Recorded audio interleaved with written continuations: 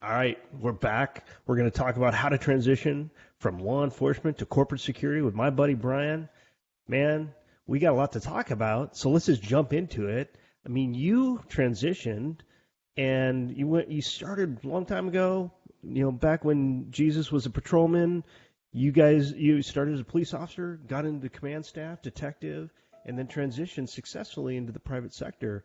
So let's talk about it. What helped you in that transition? What hurt you? Tell us about your transition Yeah. journey. Thanks, Scott. Thanks for having me on. So, I'm not that old. I know I have a lot more gray hair than you. Um, but yeah, I started in the very early 90s in law enforcement in North Jersey, right outside of New York City in northern New Jersey. Did a bunch of different things. I was a regular patrolman. Loved that. I was a special victims detective, computer crimes detective, major crimes.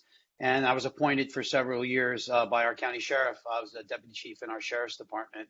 And I quickly realized when I had my position of command as deputy chief of our sheriff's department that one of our core functions in the sheriff's department, unlike the police department, we did all the crime scene and detectives, and we had all those typical types of things. But one of the things that we had was the physical security of the courthouse, access, egress, magnetometers. Evacuation. We actually had a daycare facility in the courthouse. So fire alarms and evacuation, how do we get those kids out? Parking lots.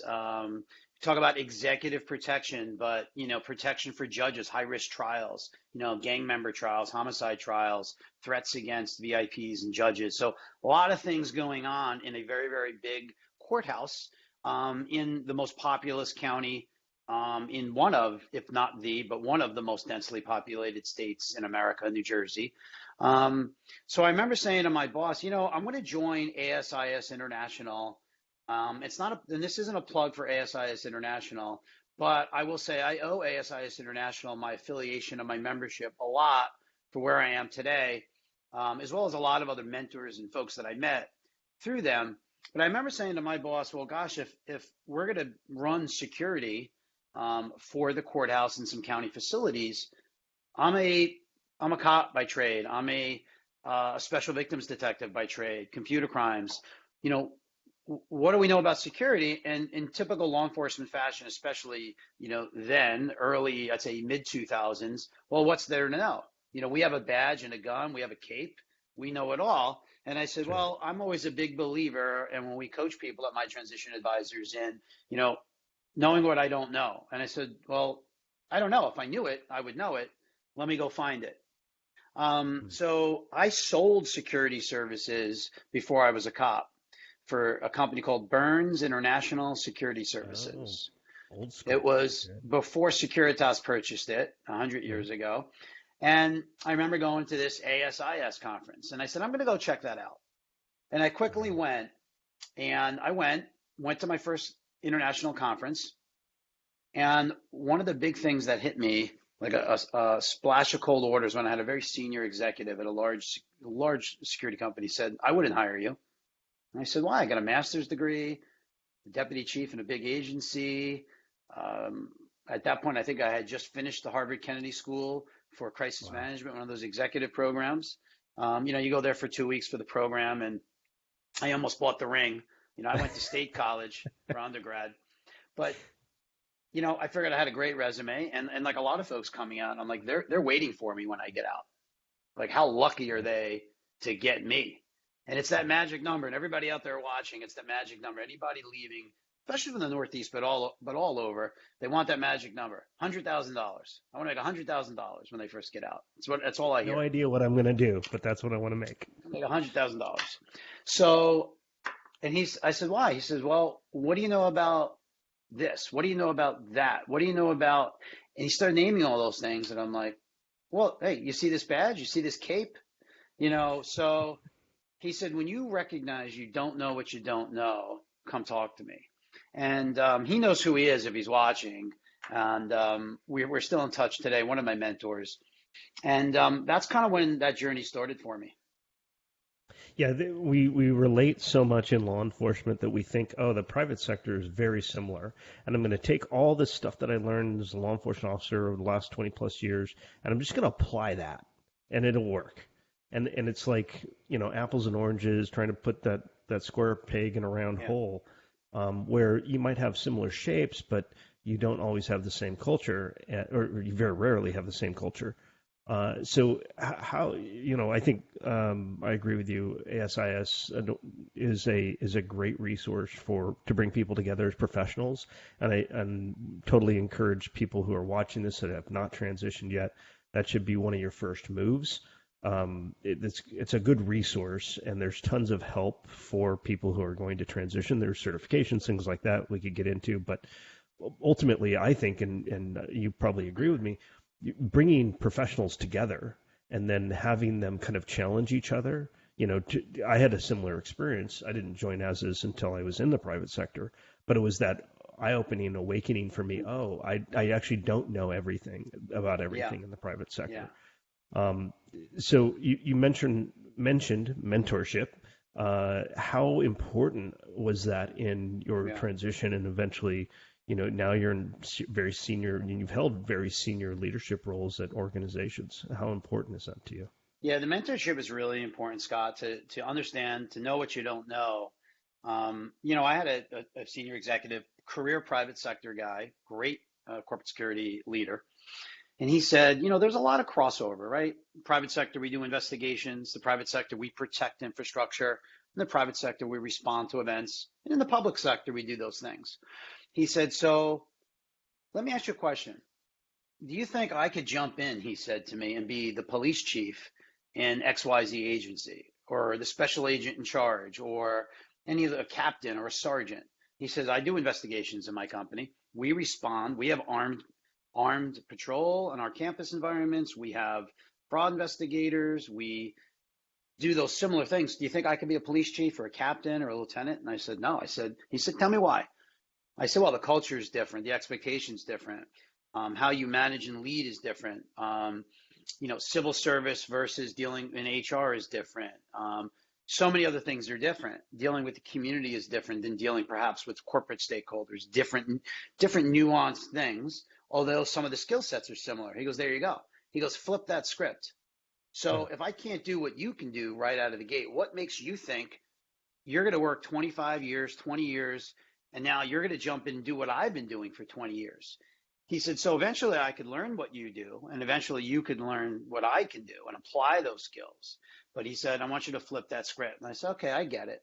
So one of the things that I did, it took me years of navigating and going to the ASIS conferences and meeting people just organically. And, I couldn't afford to do it back then. I used to pay it for myself. And, I used to tell my wife it's a 401k. If I take that X amount of dollars, I used to put it on the credit card and I'd fly out to the conference and put myself up in the hotel and hopefully go to those cocktail receptions so I didn't have to buy myself dinner that night and I could just eat some of the pig in the blankets. And we would pay it off. But I said, the value of the relationships that I'm going to meet, one or two key relationships and things that I'm going to learn and people that I'm going to meet are going to be worth more to us in time than that $1,500 and 5 vacation days or 4 vacation days that I took.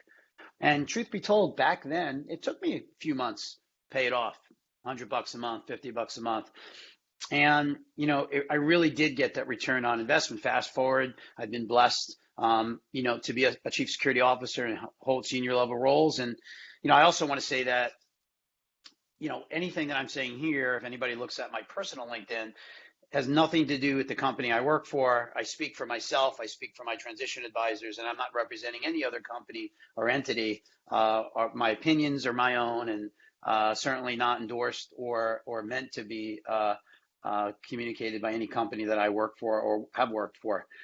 Just wanted to always put that disclaimer out there. But I started my transition advisors, right, squad room to the boardroom, because it took me a lot to learn those things, and I made a lot of mistakes, and I wanted to help people not make the mistakes that I've made. I wanted them to learn from all the people that I've learned from, and I could name a million names, whether it's Ray O'Hara, who you've had, or right, John Petruzzi and Brian Allen, and John Turry. There's so many people, a list of people that I've learned so much from over the years. And I wanted to start my transition advisors to help other people, hooked up with one of the best resume writers that I've ever seen. She specialized in military to civilian resumes. And I said, hey, let's talk about law enforcement. So I really act as that translator.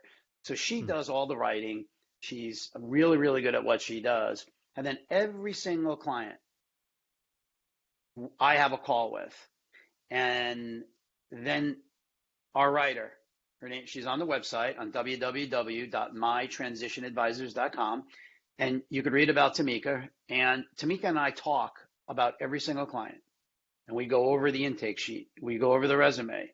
We go over the nuance. We go over what that individual, what he or she wants to do. And then she'll have questions because she wasn't, as we say, on the job. She'll say, well, what does that mean? They did this. And I'll say, well, here's what that means. And I help provide that clarity. She's like, oh, okay, I get it. And we spend probably too much time where it eats away into that margins, but that's okay. Because it's a great business, but more importantly, I really feel strongly that we're helping people. My lifestyle, because of how blessed I've been in my second career, has helped my family, has exposed us to things and allowed us to have a lifestyle, and allowed me to go out and help other people and help, hire people and give them great careers and then help their families. And that's our goal, to do that for others and getting them to understand, getting over that hump of understanding. Here's the difference. And we're brutally honest with people. Sometimes people want to come out, and I'm very senior. We've been really, really fortunate at my transition advisors to get very, very senior level folks. And sometimes we got to break it to them. Like, I don't think you should go for this role, and here's why. And I go back to what this other gentleman had told me many, many years ago. What do you know about this? What do you know about that? Oh, I got a guy for that, or I got a gal for that. Well, I don't do that. Well, it's a big difference. And then we help them identify what those skill sets are. So anybody that's ever interviewed somebody in a, read or non-accusatory interviewing, everyone out there that's done it knows, right? Theme development. And what do? We want to overcome objections. That's right. Just like when they're selling you a new car or a used car. Just like when we want someone to tell us, all the ills of their ways. And when we were on the job and they get let out in handcuffs, you did a good interview when they thank you at the end. For helping them get that off their chest. We overcome objections. So when we go into that interview, when we're interviewing for a job, what we want to do is we want to help people anticipate, well, what are the objections? So let me take my story, for example. One of the things that I found was one of the objections when I first came out of law enforcement was, if I interviewed for multinational companies, which I did and eventually got, was, hey, do you have international experience? Do you have contacts internationally? I had an answer for that before they voiced the objection, because anybody that's interviewed people knows the more you allow someone to voice an objection, the more solidified they get in that denial and that objection. So we want to get rid of that in the interview right off the bat. So I start with talking about my involvement with IACP, with the National Sheriff's Association, with ASIS International, and say, hey, I'm part of the law enforcement liaison council. I've really been blessed to be the chairman of the law enforcement liaison council, where we network and benchmark with people from around the world. And that's really helped me gain those international connections. And this is back then. And they're like, oh, wow, that's great. So you have those international connections. Oh, absolutely. We have people on every continent. And in fact, I just came back from a great conference and I start talking about it. So they're like, okay, he's got international experience. He has those contacts. You don't just stop at, oh, I'm part of AS is international. International's in the title. No, but because I think to your point is they want to know that not only do you have the experience, but do you have an example of like something that you did with that experience? And I think that's understated. A lot of people who are coming out of specifically our local city, county type partners, they one of the things they struggle with is that international experience. Yeah. And so to your point, I always try and hype up if you think your resume is weak in one area, go find a volunteer opportunity to make that solid and to make those connections. That's a great example. Yeah, you want to overcome your objections. Let's say it's technology. Fill that gap. Have your talking points. So when you go into that interview, listen, every new role, you always have to grow into a role. And there's nobody out there everybody out there that's hiring knows that they're not going to get somebody that knows everything about everything, especially for those senior level roles. So be able to speak on a high level. But, I tell a funny story. Old boss of mine, one of my first bosses, when I got into the private sector, said to me, we were a cable company. We were Time Warner Cable. We were the second largest internet and internet service and cable provider in the country. So computers and data was our business, right? And he said, well, I'm interviewing this gentleman, former law enforcement, and he said I was pretty impressed with him, but he goes, you know what the biggest problem is? He goes, these things. Ooh. And he was pointing at the computer. He goes, I just can't figure these things out. So now you're talking to somebody that's going to hire you to work for an internet service provider. You probably should have figured that out a little bit before you went in for the interview. So if we could put a little asterisk up, know who you're interviewing with, know what's important to that company, what are their pain points. You're interviewing for a company that has a lot of stuff in the warehouses. What do you know about CTPAT? What do you know about supply chain security? You're interviewing for Verizon? Know a little something about technology. You don't have to know the ones and zeros, but know that their network, the backbone of their network, supports 911 systems, supports critical infrastructure on both the public and the private sector side. And how are you going to partner with cyber? How are you going to partner with IT infrastructure? Do some reading and seek those things out. So you have 3 or 4 talking points in your interview. And then when you land on Plymouth Rock, whether you're in a leadership role or you're in an operational, get stuff done, GSD guy or gal role, enough to get that ball rolling and start having those conversations. But know where you're interviewing with, so you're not sitting there with a blank look on your face. I think that's really important too. One of the places I start with people when I talk to them about transition is, one, where do you want to go? Do you want you live in New York City? Do you want to go to Florida? Do you want to go to New Jersey? Do you want to go to Texas? Are you okay with going to San Francisco Bay Area? And so figuring out where they want to actually physically be. But the second thing I talk to them about is industry. What industry are you interested in? Because you're a great example of, because as we know as professionals in these in the security and investigations industry, the industry, once you're inside of it, doesn't really matter as much. But it's hard to get into different industries. But you did it successfully. You went from telecom and technology into finance, and so talk about that a little bit. And I imagine it's because you understood how to translate your experiences to make it relevant to those businesses. But tell me, how am I off there? Yeah, Scott. No, I think, it's all about managing risk. It's all about risk management. ASIS, they talk about ESRM, but in essence, we're risk managers. So, when you explain it like that, physical security is physical security and investigation is an investigation. There are nuances. But you can when you're building a security risk framework, and when we prepare people to go into their interviews, we want them to understand how to talk about building a security risk framework. And so if you're in telecom or you're in supply chain or you're in finance, whatever you're in, there's a bunch of stuff that can go wrong. Well, we call those risk events, right? Natural, man-made disasters, person-made disasters, workplace violence, hurricanes, things of that nature. Let's take a very general one. Here's a risk event, unauthorized access. So when we talk about unauthorized access as a risk event, well, that could be unauthorized access that our friends in cyber have to manage, because it could be unauthorized network access, and look at everything going on with cyber now. But then it could also be unauthorized physical access into a data center, into a security area, an office area. So that's a shared risk event. And then you move over to that next column, and everyone has their own local risk description. So my local risk description as a corporate security guy is going to be different than my friend in cyber. And then all the stuff that we use to prevent that risk event from occurring we call those controls.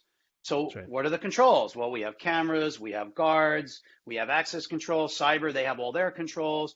We have administrative controls, right? Secure awareness campaigns, signs that say, keep out or please see the front reception. Those are administrative controls. So what are the strength of our controls? So when we layer the strength, evaluation of the strength of our controls on top of the severity of the risk event, we get a residual risk value. So we say, okay, our controls are really, really strong. This risk event is moderate. Okay, here's our risk rationale. We write it up a little bit and we say, here's how we came to that. And of course, it's a lot more complicated than that, but we work with our partners to quantify all of those things, right? What do we say at the CPP exam? The probability and criticality. Well, if it happens this many times per year and it has this type of impact on the business, we're going to make that a moderate risk. If it happens this or that, we're going to make it a significant event. What's the risk tolerance of the organization? Well, for this risk event, we don't want it to go any higher than moderate. So therefore, after applying our controls, we're at a significant, well, we need that shiny new object in order to bring down the level of the residual risk value. And that's how we make our business case. So you could really apply that to any sector that you're in if you understand. But here's the thing, what we tell folks is it's not about understanding security. It's about understanding business. That's right. How does the business operate? Where does the business operate? How do they make their money? What's important to them? We talk about BIAs, business impact analysis, right? And everybody should write that down. Yes. What's going to happen if this thing occurs to the business and what's the impact? And that's how we make our business case rather than coming in and saying, hey, I want to hire 5 new people. I want a fancy new GSOC. I want business people. They look at that and they're like, you see numbers. It's a lot of white noise. I don't, why do you need all that? Yeah. So we need to bring that to them. So they have a choice. They could either give you the thing that you're asking for.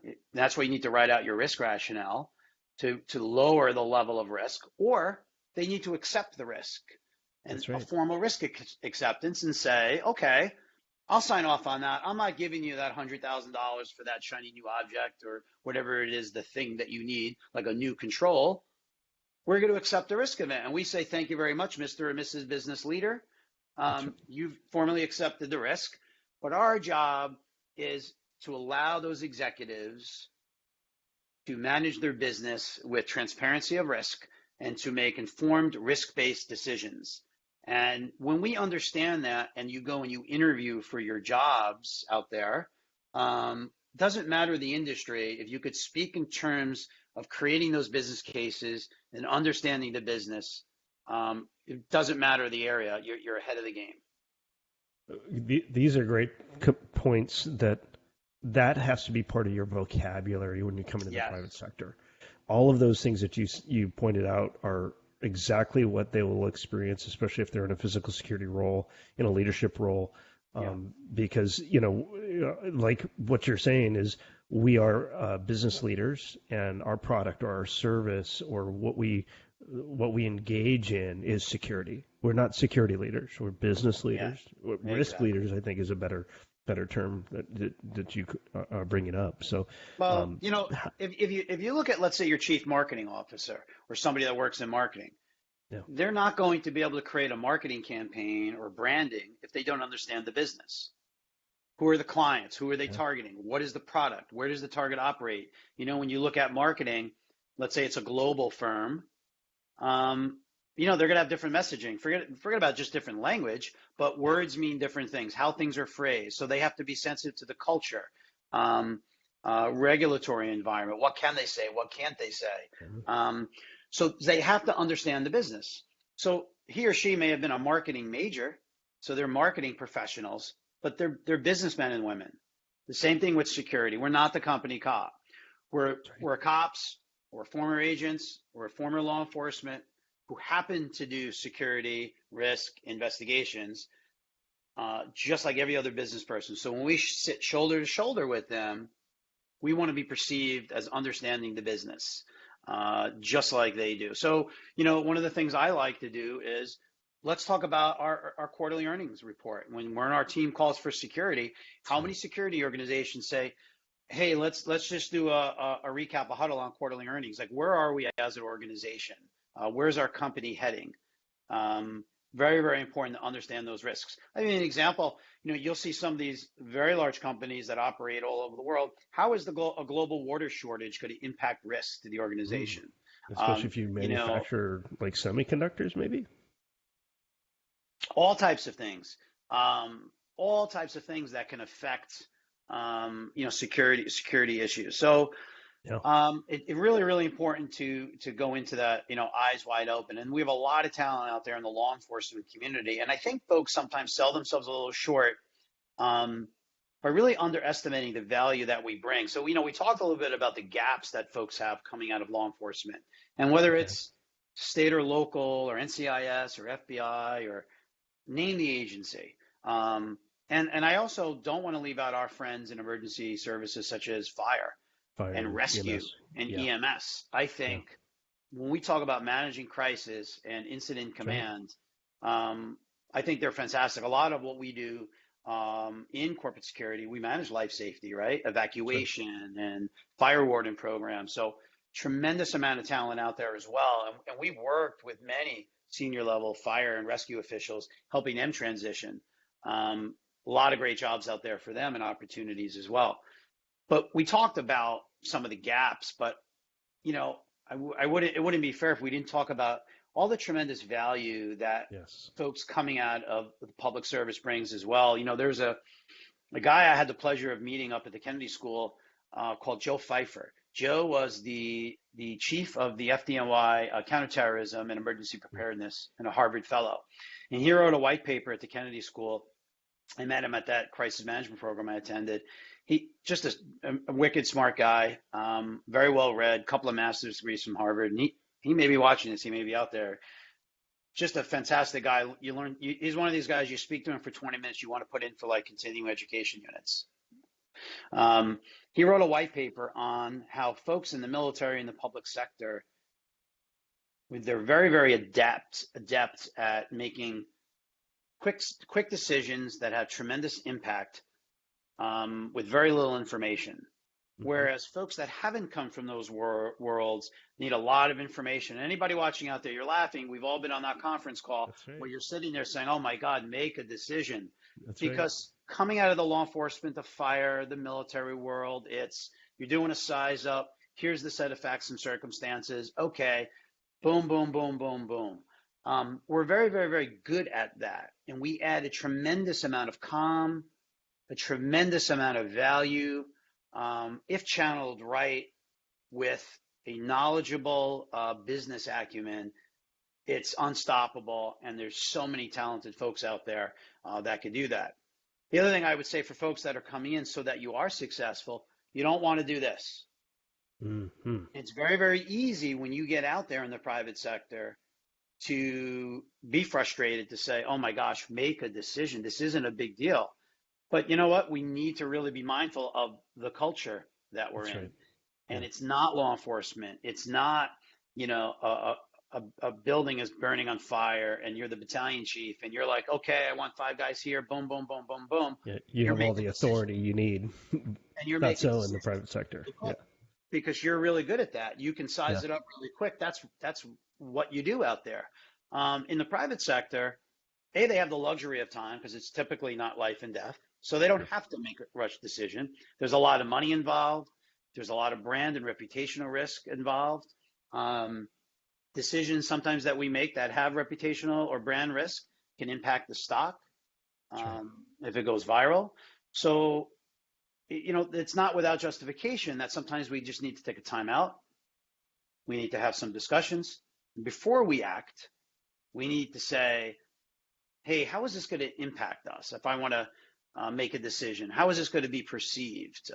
How is this going to impact my partners internally and externally? And typically coming out of the public sector, we're not used to doing that. So, and then that's when folks I've seen get in trouble where they're knocking heads.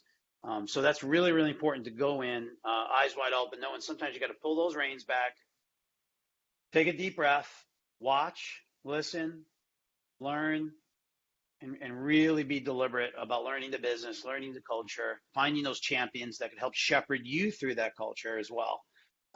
So a lot of And talent out there though, and when they learn that, they're rock stars. and these are all things that you talk about with them, you and other advisors in my transition advisors. Yeah. How important is that to have that guide with you? And Yeah. the analogy I always use is like, the Obi-Wan Kenobis to the Luke Skywalkers. The folks that are transitioning are the Luke Skywalkers of the world, right? They're the heroes. They're coming in from working an amazing career. And we need you in the private sector, by the way, because look what's happened over the last year and a half. We've lost all these businesses that have gone out of business because they didn't have somebody who was focused on resiliency and continuity. And I really think that that's going to be who's coming in now out of law enforcement. And not just because of the politics that have been happening, but, the 80s, we had a huge hiring spike in law enforcement officers because of the war on drugs. 90s, towards the end of the 90s, we did. And then early 2000s, we had planes crash into buildings, huge hiring spike for counterterrorism efforts. Well, all those folks are 20 and 30-year career people now, and they're coming in the private sector. How important is having that advisor to guide you so that you can maximize your experience in that transition? How important is that? Yeah, I think it's really important. When you come in, they in the private sector, they expect results. They're hiring you. It's about delivering value to the shareholder, and then for privately held companies, delivering value to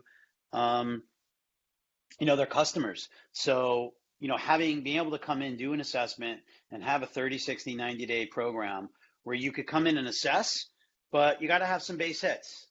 After 60 days, you got to have a plan. You got to be able to assess. So one of the things that that we do is we help folks come up with that 30, 60, 90. So we help folks transition, get that resume, get that cover letter, brand themselves on LinkedIn.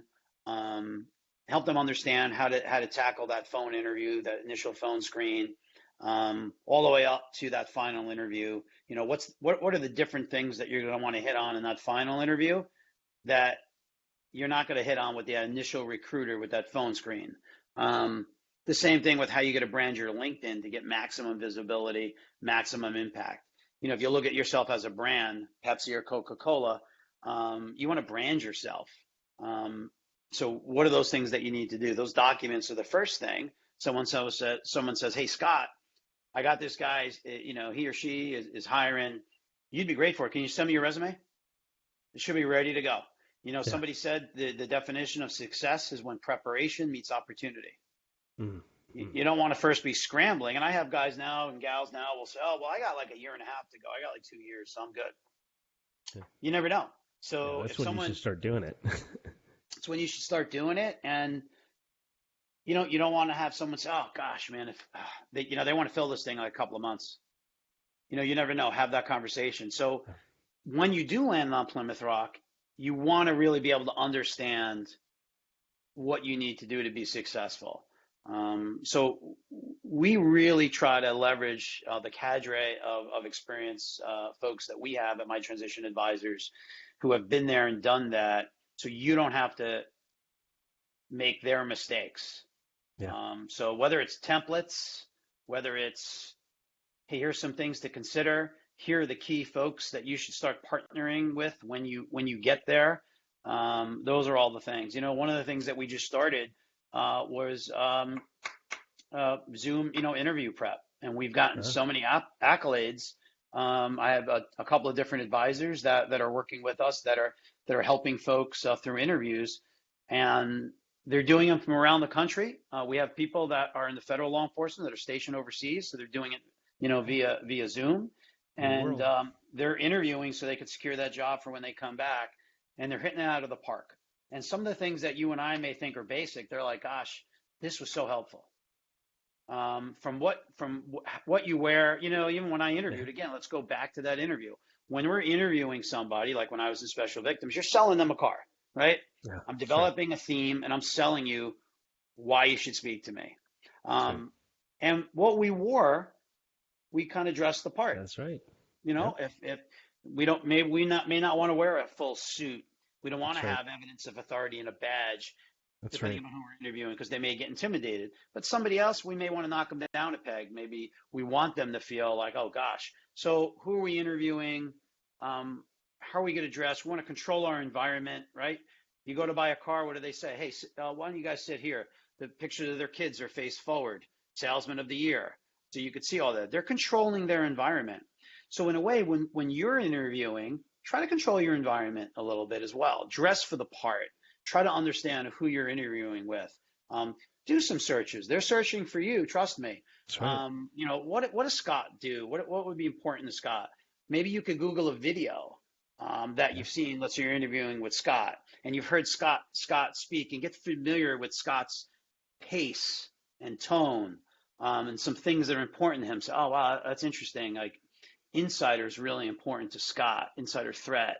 I'm going to go learn about that. The CERT model. And of those who aren't familiar with that, I do encourage you, even though if you want to be a traditional corporate security person, be able to speak to that Carnegie Mellon insider threat model, even You at a really high got to know it. level, to Yeah. understand it. Just as an anecdote. So there's a lot of pieces to it. It sounds like a lot, but what we try to do is we get somebody in, we intake them for the first hour, and we try to just kind of narrow into what is it you want to do? What is it that we think you can do? Yeah. And we help develop those products to get you where you want to be. So we're just not doing a dump I, of your law enforcement experience into a I document. I think that's really important to pause you there, Brian, because people are transitioning think they can do and what they can actually do might be two Yeah, totally different things, and they're setting yeah, themselves up for failure. For yeah, example, I had a buddy of mine coming out of the Air Force, special agent, non-supervisory. He was living in another part of the world and wanted to come back to California. And I said, "What do you want to do?" "Oh, I want to come back to LA." "Great. I know there's a bunch of like aerospace and Hollywood is there, the film industry. There's a bunch of jobs you could do." "Okay, cool." I said, what are you looking at? What do you think?" He goes, "I don't know. Maybe I could be the head of security for Disney." And I was like, well, "You're a non-supervisory special agent, dude. Like, let's set some expectations." And it wasn't that he was, thinking that he could do right. what we know is a very big and very complex job. Yeah, He just didn't know anything about the private sector. And so, to your point, taking a look at somebody's resume, seeing where they are on the hierarchy, maybe they are a detective, maybe they're a command staffer, maybe they've been a patrol person their whole life. Okay, great. Does that translate into being the head of security for one of the biggest entertainment industry or entertainment companies in the yeah, world? Maybe. right. And you look at who's at the top of that organization right now. Former deputy assistant director of the FBI, and so you got to understand that there's a hierarchy and there are places that you can be successful. Same thing. I interviewed a gentleman who's at Facebook in data center security right now. He was a chief of police or small agency, comes out, goes into loss prevention. Totally bad fit for him. Complete waste of time for him. So if he would have, if both of these guys would have talked with my transition advisors, they would have gotten that understanding that, hey, we're going to look at you, we're going to assess you as holistically as possible, but we're going to find the right way to make you successful. Maybe not the right role for you exactly, but these are the things you should be looking at. And so that's just a tremendous time saver, I think, and that is worth money. Yeah, no, 100%. And again, it is obviously it's a business model, but more importantly, that it's really about servicing your customers. And when people come back and say, "Man, I couldn't have done this without your advisors," and we have some great folks that are on the team, that advise, and we all learn from each other, and that's really what it's about. Um, you know, doing more from them than they thought you were even able to do, Yeah. and And that's going it really, alone.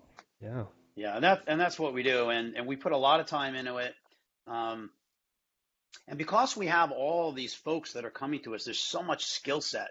if you go on our website at mytransitionadvisors.com, you'll see some of the testimonials. We have senior level folks that came from the Bureau, from local law enforcement, from the Central Intelligence Agency. Yeah. If you look on there, and they're doing wonderful things now. And because we have all these resumes, we have folks that call us, hey, we're looking to hire. Do you have anybody that does this? Do you have anybody that may be a fit for that? So several people, we've referred them for opportunities where they've been hired as well. And that's just part of when you join the My Transition Advisors family. It's not like, hey, Scott, we may have somebody that's looking to hire you. You got to pay me $100. It's, hey, Scott, if you don't mind, we did your resume. We have somebody asking for somebody with your skill set. Would you mind if I forwarded it to them? And we send it over to them. And if you get the job, you get the job. And that's just what we do, because we love nothing better when people are successful. And we don't monetize that for you. That's just part of it. When you join our family, you call me up in 2 years and you say, hey, you know anybody over at such and such? Yeah, sure do. Let me send them a note for you. It's just what we do, because at the end of the day, that's why the color of that is blue. We love to help our friends and family in the public sector, military, fire, EMS, law enforcement, of all walks of life, of all backgrounds. And it's just a lot of fun. It's so intrinsically warming to know, that we're helping folks with their lives, with their families, sending their kids to school. And then all we ask is that they pay it forward. That's exactly where I leave it too. Is every time I help somebody, I have that one ask: pay it forward, give back to the community that's given something, yes, given you an opportunity. And that's, I think, the only thing we could ask of anybody. And I always say, which is something that I know that you're passionate about, is to not go it alone, to look for those mentorship opportunities, look for resources like My Transition Advisors that are there to help you. They have people that come from your community and have made a successful way in the private sector, and they understand how to transition successfully. Because not everybody can do it. When you come to the private sector, you're not going to get that next 20-year job. You might have several jobs over the next 20 years. By the way, that's always a good thing, because you're a much more well-rounded leader. Yeah. And just like in law enforcement, you more than likely didn't do one single job the whole time. Maybe you patrolled a different beat. Maybe you worked different types of detective crimes, and maybe you're in different types of leadership opportunities. All that translates into the private sector, and we want people to do that, because my sense is that in the future here, we're going to have people that will be doing a few years in one location, and they'll be going to the next, or a different industry. They'll be educating themselves and learning a different skill and applying it in a different way. We're not going to have that opportunity to go and work for one company for the next 20 years. If they go, they find it, and they do that, great. More power to them. But Brian, last word. Anything that you would the one thing that somebody could do when they're considering transition, before they've even done it, before they've retired, before they've separated from law enforcement, what's the one thing that you think they can do to be better prepared for the future? Start early is the one thing they need to do, and include all those other things that we talked about. Know what you don't. Start early. Know what you don't know. Yeah. And plan. And if you do those things, really those two things, start early, know what you don't know, you're going to be successful. You're going to be way ahead of everybody else. And if we can help anybody, we'd love to help them. They can go on to www.mytransitionadvisors.com. Whether you use us or not, we love to talk to folks. There's no fee to talk. If we could refer, we've actually turned people away, Scott, where we have men and women that will call and say, listen, I'm looking to work part-time. I want to work a few hours a week. And I said, listen, save your money. What are you looking to do? Where are you located? And we'll refer them to somebody. You don't need to spend your money on a resume like this. Why don't you just do A, B, or C? For those folks that really don't want a second career. So we always love to help folks. We have a great team. And, looking forward to continuing to help people, to impact people's lives, and help companies find and hire, really, really good folks to to keep our economy going and protect our resources. So it's vitally important. We've seen over the last year and a half the need for people in organizations that understand risk. I totally agree with you, Brian. It's been great talking with you. Great catching up, buddy. More of these kinds of conversations to come. When I tell people to make sure you're sharing these conversations with your partners, comment below. Well, I'll be putting the link for My Transition Advisors, both the LinkedIn site as well as the website, and Brian will be tagged in the post as well. Connect with us, ask questions, put those questions down in the comment section, because Brian and I will both communicate with you, and if you need anything, please reach out. Developing this network is our biggest priority right now. So thanks again, Brian, for being here, and everybody at home, be safe. Take care, everybody.